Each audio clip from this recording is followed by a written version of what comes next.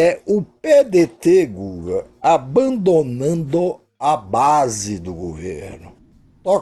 Toca em frente aí.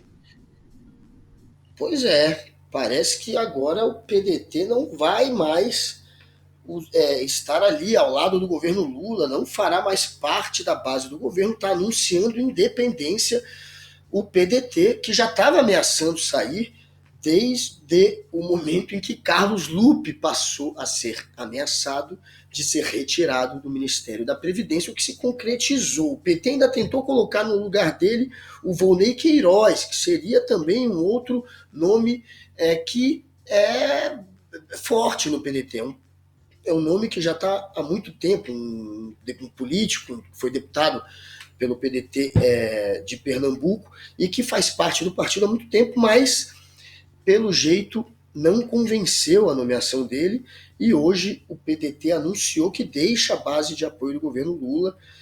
Essa reunião que chegou na decisão de abandonar o governo foi feita na casa do Mário Heringer, que é do PDT de Minas Gerais e é líder do partido na Câmara e que está aqui conosco. Então a gente pode trazê-lo, né, para conversa. Aí, o Mário, tudo Por bom? favor. Deputado. Este... Deputado, Bom, não vá. quer fazer primeiro? Não, Não, eu ia dar só as boas. Eu só ia dar as boas-vindas para ele pela segunda vez. Mas enfim, vá, conduza, Guga. então, deputado, o PDT abandona a base do governo, mas na prática vai continuar na maioria das pautas votando em acordo com o governo, já que tem interesses em comum com o governo, ambos são de uma ideologia parecida. No fim das contas, esse abandono vai fazer efeito ali para o governo Lula dentro da Câmara? Guga, Ricardo, boa noite para vocês dois. Prazer estar falando mais uma vez aqui com vocês. Eu quero fazer um reparo, um pequeno reparo, que nós já víamos muito antes de surgir esse episódio muito ruim, muito desagradável, que é essa fraude no INSS.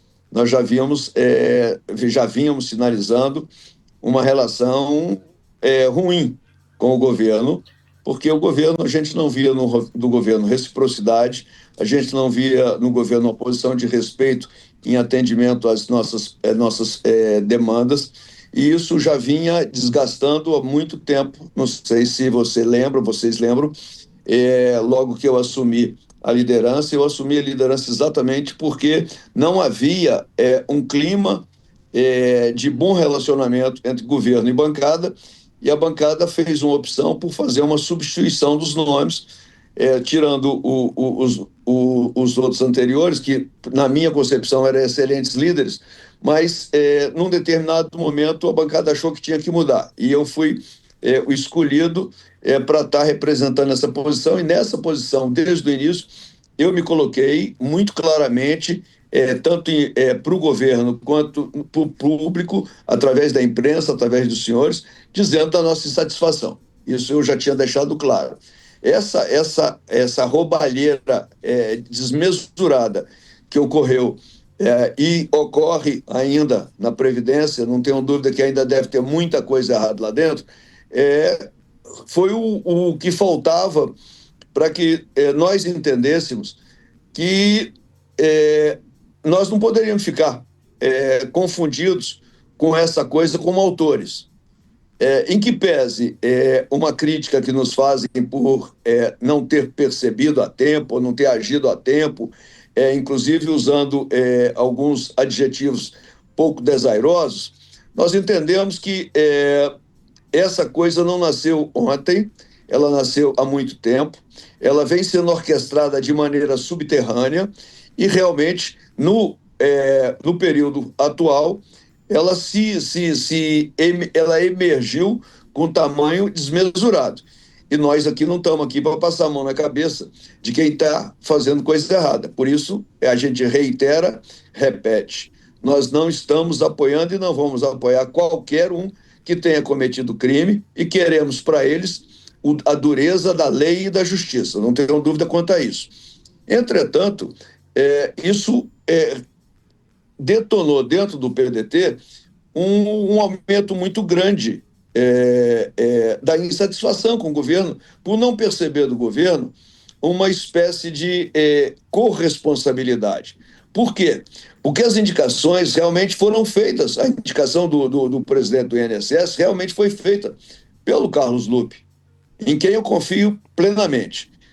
Entretanto, a aprovação do nome dele, e o Ricardo sabe disso também, você, Guga, ela só é referendada e respaldada após uma investigação da Casa Civil sobre a qualificação da pessoa indicada e do seu passado. Isso não eu pego o meu debaixo do braço e boto lá e está tudo certo. Então, não há aqui de se falar que houve uma premeditação, que se organizou uma coisa. Na verdade, eu ouso dizer aqui que qualquer um que estivesse, entrasse, não percebesse, ou se não tivesse a imprensa, não tivesse uma denúncia, continuaria fazendo, porque troca-se o chefe, mas não troca-se uma estrutura viciada, que não são todos, quero deixar muito claro, não estou chamando toda a estrutura, não troca a estrutura e essas pessoas se mantêm dentro do processo. Então, isso é muito importante que a gente separe. Não estou aqui fazendo defesa e não ganho apoio nenhum para fazer defesa de coisa errada de ninguém. E reitero que nós não vamos apoiar qualquer crime. Mas a nossa situação com o governo ficou uma situação insustentável, porque a gente não percebendo reciprocidade, a gente não percebendo respeito e identificação às nossas posições, o melhor que a gente faz é pensar em como a gente vai conduzir e encontrar um novo caminho. E essa foi a discussão que nós fizemos hoje entre os 17 deputados da base que estão no PDT e éramos da base do governo, aqui na Câmara dos Deputados, não foi conversado com o Senado, com a presença do ex-ministro Lupe, nosso atual presidente, que estava licenciado. Então, foi uma conversa de mais de 3 horas, onde todos opinaram, e essa foi a conclusão a que a gente chegou.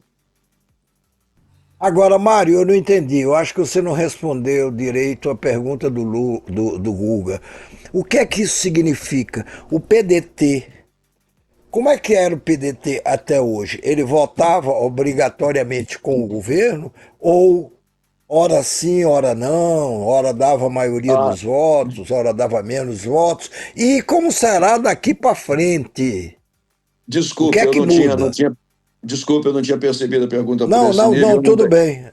Eu não tenho o hábito de fugir de respostas, não. Na verdade, é o Eu sei seguinte, disso. como funcionava? Como funcionava e funciona ainda nos outros partidos. É mais ou menos assim, eu não concordo com isso, ou eu concordo e nós vamos levar uma discussão para a bancada. O assunto X vai para a bancada. E na bancada, nós temos lá 17. 6 são contra, 11 são a favor, e a gente, num consenso, numa atitude de manter a nossa posição unida, a gente toma uma decisão sem fechamento de questão, mas numa composição de vamos todos na mesma vibe aqui, vamos todo mundo na mesma votação, porque esse é um compromisso nosso, partidário. Esse é um compromisso nosso dentro do nosso grupo. E um compromisso nosso com o governo, qual a gente apoia. Se a decisão é uma decisão que majoritariamente é contra, nós vamos buscar soluções dentro do próprio governo, tentar colocar emendas, tentar mudar as posições do governo, tentar melhorar e adequar as posições para que nós possamos ter a facilidade e o conforto de apoiar aquela posição. Sempre foi desse jeito. E é assim que funciona nos governos onde há relações com vários partidos, vamos chamar de governança de coalizão, né? Onde os interesses não são iguais, mas eles podem ser semelhantes ou adaptados a uma convergência mínima. Agora, nas mesmas condições agora que a gente se chama de independente, o que está acontecendo? O que passa para a gente? Nós vamos, primeiro, não nos chamamos de oposição, porque nós não queríamos e não gostaríamos de ter uma confusão de nós. que somos um partido muito mais próximo do governo e da ideologia que está governando do que a oposição. Nós não queríamos nos confundir com a oposição. Nós não poderíamos sair dizendo assim, nós agora somos oposição. Não somos. Nós hoje somos, vou te explicar já, nós hoje somos Vá porque o nosso tempo está terminando. Ai, desculpa, meu irmão.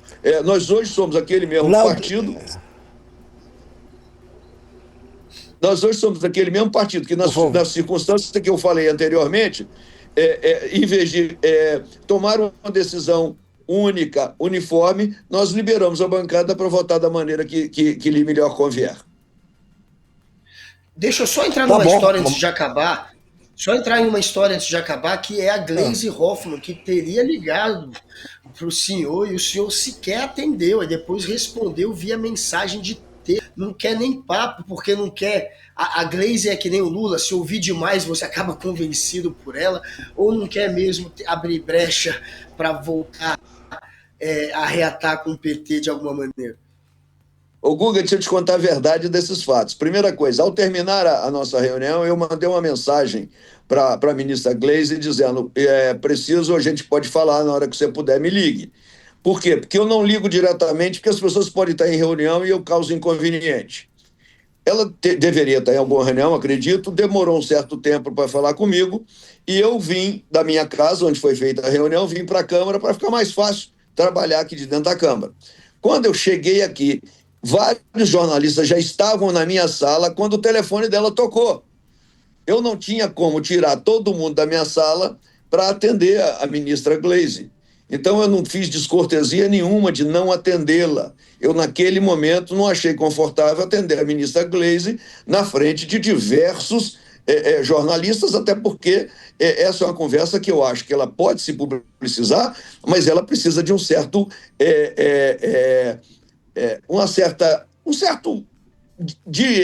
como é que eu posso chamar? Não é segredo, mas um certo cuidado. Vamos chamar de cuidado. Reserva. Obrigado. Essa é a palavra que me faltava. Então foi só por isso, não é que eu esteja evitando. Mário, não entenda como descortesia também, mas nós temos que terminar esse bloco, que ainda temos mais um pela frente. Muito obrigado pelas suas explicações e vamos voltar a se ver. Muito obrigado. Bom trabalho para vocês aí. Tudo de bom. Muito obrigado.